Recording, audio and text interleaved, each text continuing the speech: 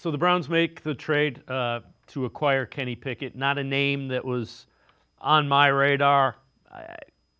Again, I think he's kind of a backup to another veteran, and I think it might signal that they may not, if Cam Ward isn't there, they may not take a quarterback. They may go with one of the other quarterbacks, if you will, later in the draft that they like, Jalen Milroe, Jackson Dart, and they just want to make sure they do not have to play said rookie quarterback until they're absolutely ready to.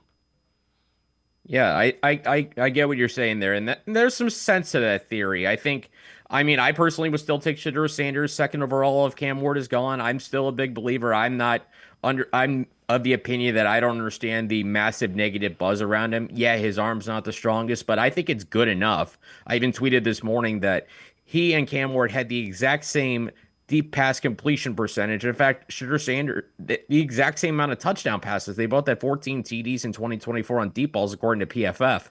But if you're talking about, if the Browns don't feel comfortable drafting Shedeur Sanders, then plan B, I think certainly may be, you draft, say, Abdul Carter second overall or Travis Hunter second overall. You either get an elite young edge to pair with Myles Garrett or a potentially game-breaking receiver to put opposite Jerry Jeudy and help out your offense. And then maybe you come back, trade up in the first round if possible, and take Jalen Milroe, for example. I'm not the biggest Jalen Milroe guy, but I understand the appeal with him, maybe more so than Jackson Dart.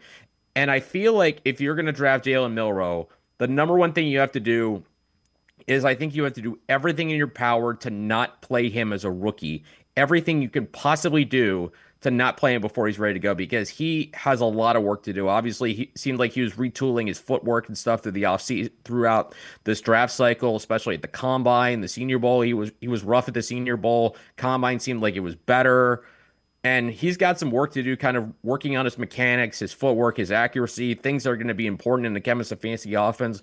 But what you see in Milroe is high-end athleticism. We're talking somewhere between Lamar Jackson and Jalen Hurts as a runner, and obviously a beautiful deep ball. But it seems like some of his misses in the short and intermediate are mechanical, and those are things that have to be worked on behind the scenes. So maybe Kenny Pickett is that second bridge, and it makes sense again if you take a Milroe, like I said, who's a project, and I would not put out there unless I have absolutely no choice as a rookie, and then maybe in 2026 give him a shot to compete for the job.